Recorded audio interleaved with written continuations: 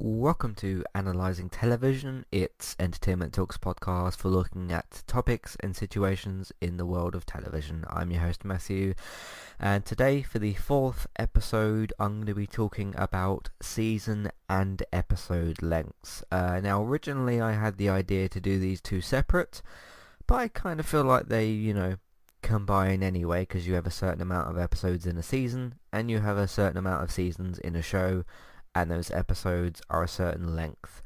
So what I want to talk about and discuss today is what is the ideal length for a season of TV, how many episodes, and ideally how long should those episodes be. And you'll notice in the featured image, or in the picture that I've chosen for this, I've got ABC's Grey's Anatomy, which runs on Sky Living, one of those channels over here. And you've got Disney Plus's The Mandalorian, the Disney Plus Star Wars show, of course. Both are which are run quite differently. Now let me just explain kind of the situation there and why I've chosen those two shows. One of which I don't actually watch, but I do know, excuse me, I do know that Grey's Anatomy is a show that's gone on for a very, very, very long time. I think it's headed into its 16th or 17th season. Grey's Anatomy is also a network TV show, and it's also a show that runs for 20 plus episodes, sometimes 22, sometimes 24. I think one of the seasons had 26 episodes. Not completely sure about that, but it's one of them long-running network shows, and of course it's been on for 16, 17 seasons, like I already mentioned. The Mandalorian is a streaming service show, of course, on Disney Plus, which runs for a lot shorter. You've got 8 episodes per season. We're in the middle of season 2 at the moment for Mandalorian. We're about to have the 4th episode this week, I think, for season 2. We know that this season's going to be 8 episodes, and we know that last season, of course, was 8 episodes as well. So already you've got quite the difference. Now, as I said a minute ago, in terms of episode lengths, like how long is an episode of one of these shows, usually Grey's Anatomy, because it's on a network TV channel, they'll usually run for between 45 minutes or so, and you'll have ad breaks in there as well, of course, because it's a network TV show.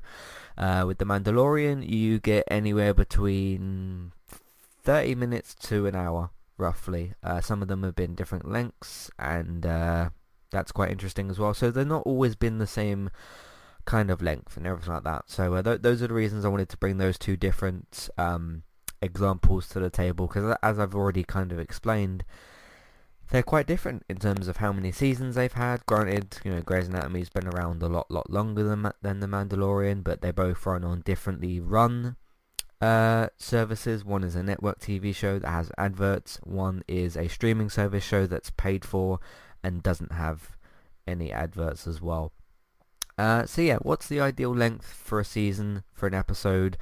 To me, just to bring my own personal opinion to the front here, I think that it should be up to the showrunners and the writers, and I think that, simply put, when you get to a point of your episode, presumably just over the 30-minute mark, or maybe the 20-something minute mark, but let's say 30 minutes roughly. If you get to a point in your episode where you feel that episode has come to a natural conclusion, to me, it doesn't matter if an episode's 42 minutes, 33 minutes, 37 minutes, 47, 58, an hour, 20 minutes. If you have a specific goal for your episode, which is to tell this particular story with these particular characters and end at a certain point, start at a certain point, as long as you can tell the story well paced, well structured. Structure's also very, very important. It's not rushed too much, it's not too slow. You have moments where your characters maybe breathe and reflect a little bit. Depends on what you're doing necessarily. It could be a bit more of a dialogue heavy episode, it could be more of an action packed episode. But to me, for someone that, wonders about showrunners and things like that, I think it should be up to the showrunners and the writers to pick, okay, we want to do this in this episode, It will take 37 minutes. At the 37-minute mark, we've got a very specific moment which will end the episode. Because to me, if a showrunner decides that and says, okay, here at the 37th minute, very odd, weird number to end an episode at, if you're then on a network TV show and they go, no, we want to go from 37 minutes to 42 minutes, you've then got a good few minutes of fat there, and that can hurt things like structure. It can hurt things like pacing and screen time for certain characters. So to me, when it comes to an episode length, it should just be, okay, what does the showrunner want to do? What do the writers have in mind? What moment do you want to end at? How do you build up to that moment properly and with good pace and structure, and simply end it there? I think that's the correct answer to go for. It's interesting with Mandalorian specifically, because one thing I've kind of noticed over the last couple of years, not just with The Mandalorian, but certain other streaming service shows that can be all different sorts of length of episodes as well, and I'll get onto that in a second. Some people have, in a good way, said like, oh, Mandalorian's a bit too short sometimes, they could maybe put a little bit more in there. I think something that's actually quite good in terms of that is if you're watching a show and you're sitting there, you're engaged with the episode, you're glued to the screen, so to speak. You get to a satisfying moment at the end of the episode, and the credits suddenly pop up. That's always a really, really good thing. No clock watching. You're not checking how long's left of the episode. Like, oh, when's this going to end? Oh, it's got another 10 minutes left or something. If you're so engaged in an episode and so glued to an episode of TV, and it's paced really well, it's got a specific time slot put out because that's the story that they want to tell for that episode. If the credits suddenly pop up and one of two things, possibly both, come up, which is where, okay, I'm sad that the episode's over because I wanted more, or, oh, the episode ended really suddenly. Those two things are really, really good things, one of which can be a little bit frustrating, I guess, in terms of, okay, you want more of the show. But at the end of the day, if you're watching a TV show and the episode ends, and you go, oh, that sucks, I want more, I want the next episode, that's brilliant. It's good. You should be, if you're hungry for the next episode of the show or to see what will happen next, that's brilliant. Because if you get to the end of the episode and you think like, oh, that was fine, it took a bit of time to get there, and you're kind of not so hungry for the next episode, that's a bad sign, because that means that you're not invested. So it's just interesting to me over the last couple of years, and specifically with Mandalorian, how some people have said like, oh, we get sort of spoon fed it. It's very, very short and quick. The episode's over very quickly, and we wait a week and that sort of thing, because that's Disney Plus's kind of release format and stuff. That's good, because that means, okay, next Friday when the next episode comes out, you'll be, I assume, raring to go with watching the episode. And if you're that invested in a show and they've ended the episode at the right moments and that sort of thing, that's a very, very good thing. So whenever I hear, just in terms of any show, whenever I hear someone say like, oh, there's not quite enough of this show and like I want more of it, that's good. It's like a good cake that you don't want to stop eating, sort of thing. To kind of try and use a bit of a metaphor there, but that's a very, very good thing. Now, on the other side of the things, so I'll go back to what I was saying a minute ago about streaming services and length of episodes. One of the big advantages, I think I talked about this a couple of years ago maybe, about why streaming services are the future, at least to me, and how I kind of have analysed things. When you look at streaming services and they can make the episodes however long they want, not like ridiculously short, but a good length of time to tell a good story. You don't have advert slots, because there is no adverts with things like Amazon, Netflix, Disney Plus, HBO, a few others as well. Apple TV Plus doesn't have adverts. You don't have to sort of arrange your episode to where, okay, it's got to be 42 minutes. There's got to be, we can't have an ad break in the wrong place. Like if, like you got to, when you're doing TV for like, well, any channel that's got adverts on it, not necessarily network TV, because you've got things like FX and AMC and some other channels as well. that do have advert slots, you've got to fit it into a, like, okay, this has probably got to be about 42 minutes long. It's got to have advert slots here, here, and here. So how can we kind of fit our story around that? Now, looking at the two different situations there, you've got something like, again, I'll just use Mandalorian as the example. You can have it whatever episode length you want. There's no advert slots. You don't need to sort of cut away from a scene at any particular point, and you can basically do what you want with it. Whereas you have the limitations of a network TV channel. Granted, I still enjoy some network TV shows and all that sort of thing. I'm not saying that it damages your show. It does give you certain limitations and things like that. But yeah, that's just to me, in terms of how long should an episode be to ultimately come to a conclusion to that. I don't have a specific sort of, okay, it should be 30 minutes or 42 or 52. I just think it should be as long as the showrunner wants it to be. So yeah, but if you're watching an hour long episode as opposed to a 30-minute run, and the episode still flies by and you're surprised when the credits come up, that's always a good thing, regardless of how long the episodes actually are. So that's pretty much my thoughts on episode lengths. It depends where it is that you're watching the show, what you're watching the show on. But there is that added thing of the advert slots. They have to be in certain places. It does restrict how long your episode can be to a degree. I know you've had things like on USA Network, you had things like Mr. Robot, and those episodes are about 52 minutes, 47 minutes. They were always roughly around the same length. But USA was obviously a bit different with the adverts. I just notice a lot with some of the network shows, they usually do go around for around 42 minutes.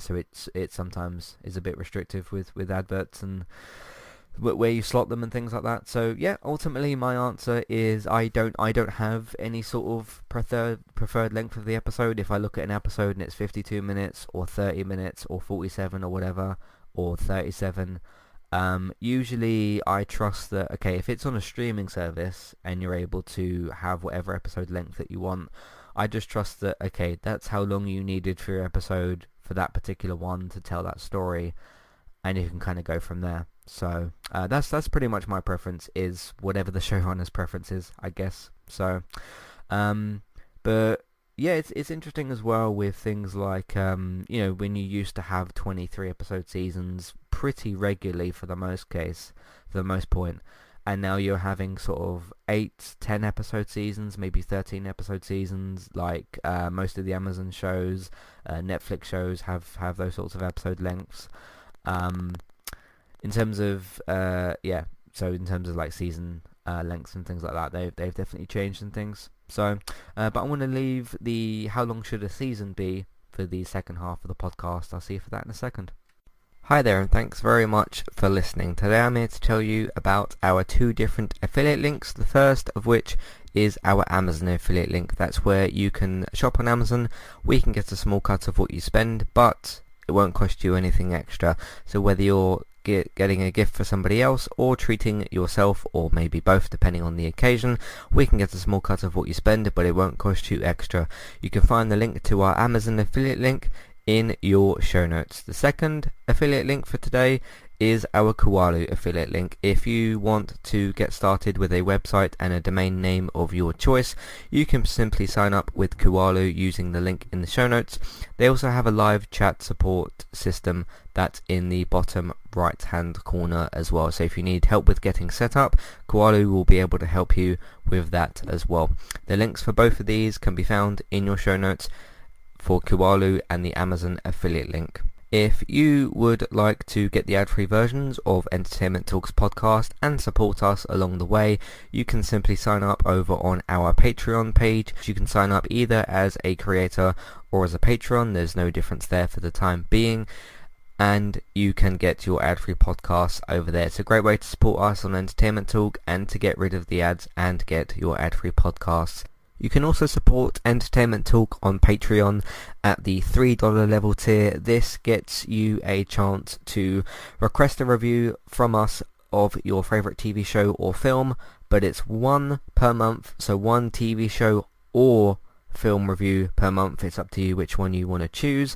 We will watch a few episodes of the TV show that you choose, or of course if it's a film, we'll just watch that film and we will review that for you on that month. And then when it gets to the next month, you can request a new TV show or a film review of your choice. That's $3 level tier. That does also of course include your ad-free podcasts for the month as well. Thank you very much for listening and enjoy the rest of the show. Alright, so moving on to season lengths. For me, again, it kind of just comes down to, okay, if you need, you got a bit of a different situation, because you've got, okay, episodes like I just talked about. What's your goal for that episode? How long is that going to take? How long do you need the episode to be in terms of it being a good, well paced and well structured and everything? Season lengths are a different ballgame entirely, because then you have the goal of not only, okay, so for each slice of the season, so for each episode, which stories do you want to tell in which episodes, how many do you need?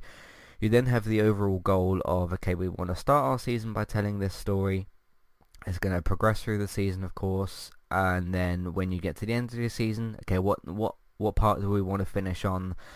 And then you've got the ultimate question of, okay, how many episodes is it going to take us to get there, and to pace it well, and to structure it well, and to tell a good well-paced story? Because pacing matters, of course, both for episode lengths and for season lengths. I mean, one of the main criticisms of the Defenders Netflix shows was, okay, I never really heard about them being paced badly, but it always should have been an 8 or a 10 episode season. And most of those seasons, not all of them, but most of them shouldn't have been 13 episode seasons. And I have noticed recently with Netflix, they started to do less 13 episode seasons, because they were getting a lot of criticism for it. There was always just that sort of 3 episodes too many kind of thing. So when we bring up 13 episodes for Netflix, which is just an example, that was one that was critiqued and criticized for years, and they have sort of changed that. I can't remember the last Netflix show that I watched that was 13 episodes. Obviously you've got different situations, like 13 Reasons Why. They had the 13 Reasons, and that was 13 episodes. So you kind of have that going on as well. But yeah, obviously you had Netflix criticized a little bit for doing 13 episode seasons. Now they've started to do more 8 and 10 episode seasons. You've got things like Stranger Things, The Witcher. Those are both 8 episodes each, very well paced, short and sweet, and to the point and everything.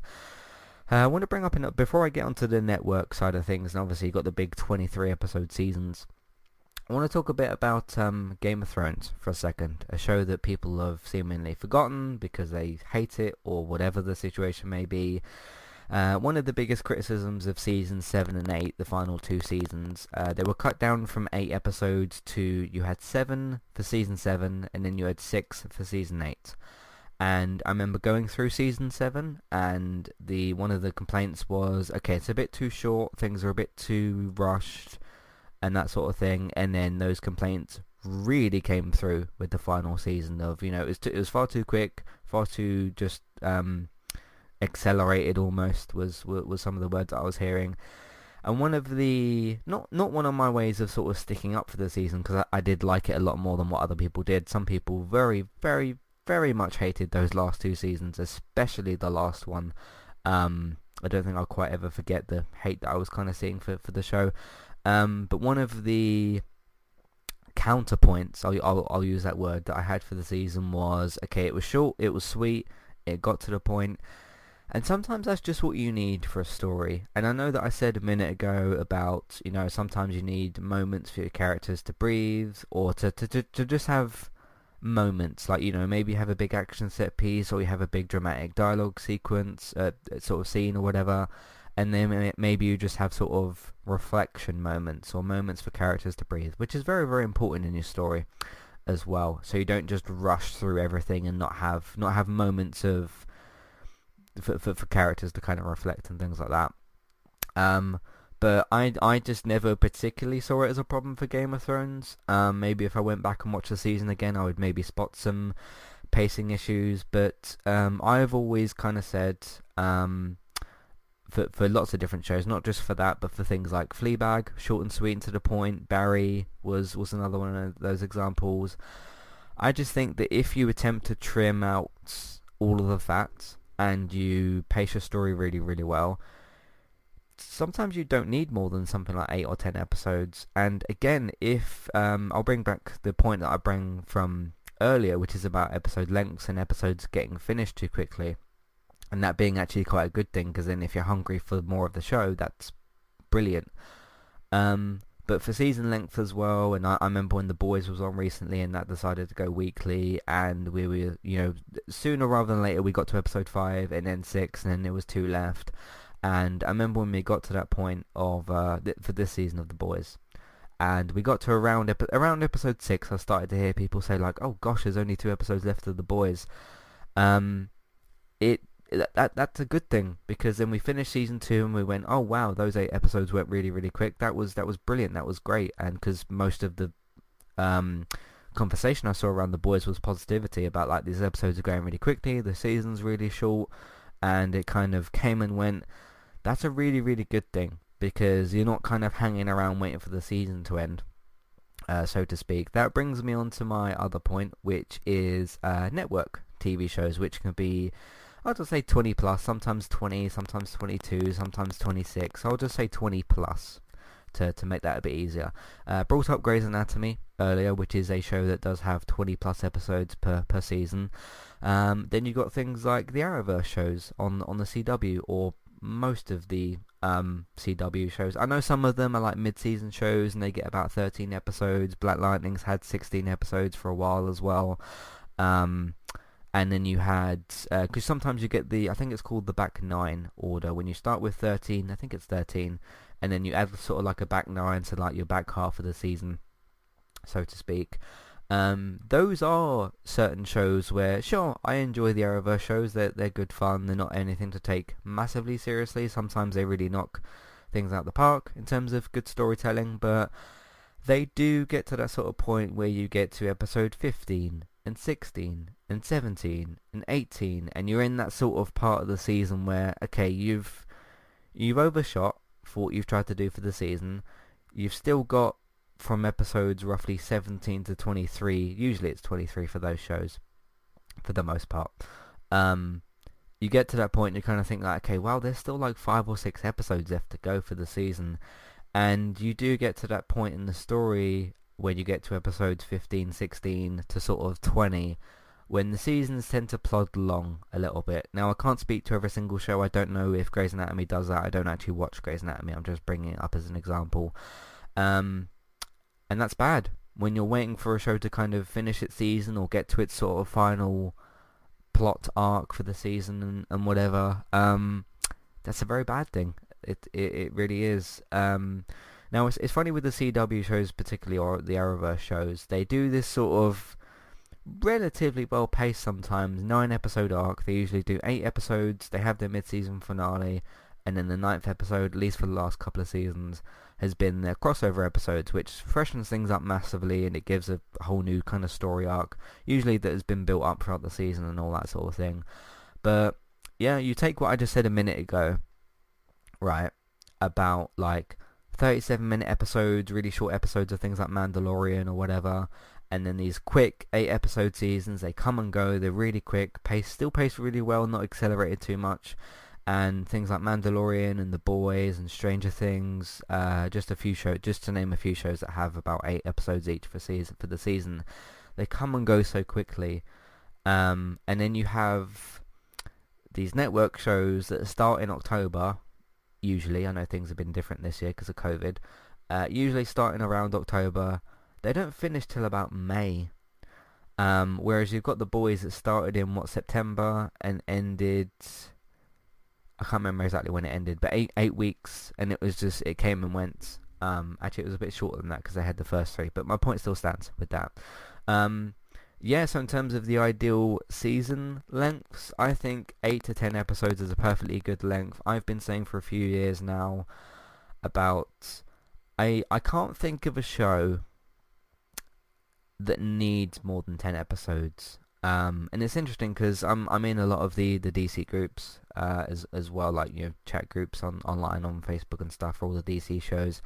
And Black Lightning, as I mentioned, has been one that's had, I think it was 13 for its first season and then 16 for the following seasons. I think it was around that much anyway.